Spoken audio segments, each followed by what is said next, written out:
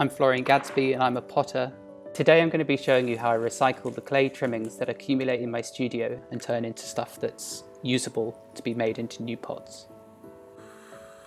The trimmings that you see coming directly off my bowls, those ones I put directly into the bucket, but that's because they're very thin pieces. If they were much larger chunks, I would first dry them out on the radiator until they're completely bone dry, and then I would put those in the reclaim bucket. So bone dry clay especially slakes down really quickly, or just the trimmings that you see from the bowls and the mugs and things, those break down very quickly too. And then once all that's in the bucket, I just cover it with water, as it doesn't really matter how much there is as long as it's all submerged, because then once it's all broken down, I can simply use a sponge or a jug to remove the excess water on top. So once my bucket's full, I just put my hand in and I mix it all together, as long as you mix it so it's kind of one even texture. You don't want there to be harder lumps in some areas and then much softer lumps in other areas. You want it to be as even as possible. Once the clay has been fully mixed up, I can take it over to my plaster bats, where I then layer it out in thick slabs to dry.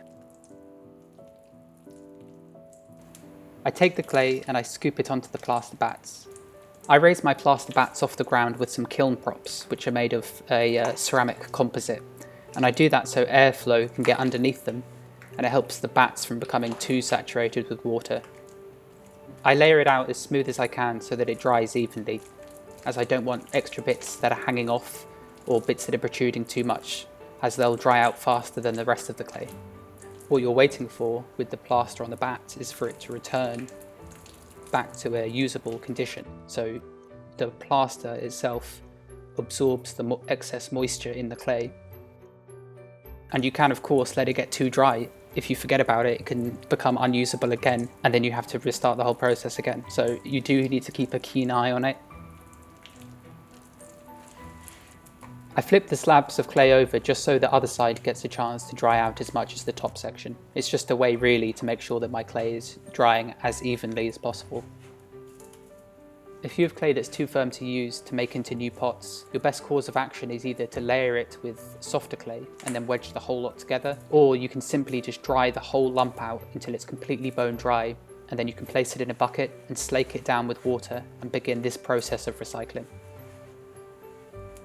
Then I take the clay and I cut it into a shape which is workable for myself, so I don't make it so it's too heavy, too large, or too small. It's kind of a personal thing. It's how much clay can you lift and wedge, essentially. Now I want to make the clay more workable, so it's ready to be wedged.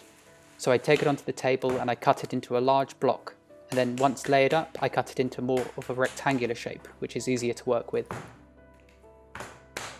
Whereas with spiral wedging, that's sort of the day-to-day wedging technique that I use for clay to throw straight on the wheel.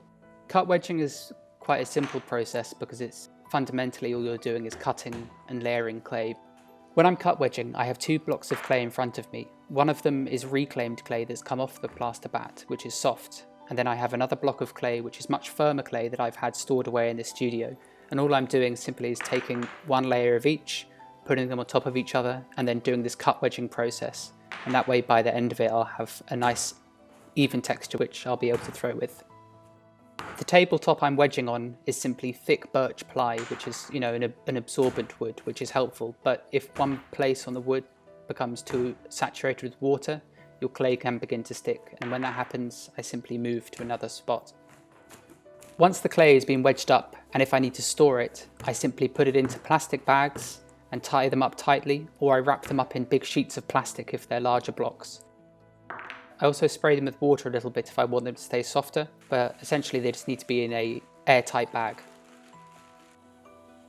The way clay is recycled really depends on where you live, the climate, what the weather's like, what your studio's like. There isn't a one-size-fits-all method, and it changes, even the type of clay you're using makes a difference. This is the handmade process that I still think it's necessary to know how to do. You don't want to be a potter who can only wedge clay with a machine. Knowing how to do it by hand, is always useful. We're lucky as craftspeople because the material we use is really cheap and abundant. It's everywhere under the ground. It's mud, it's puddles, it's stones.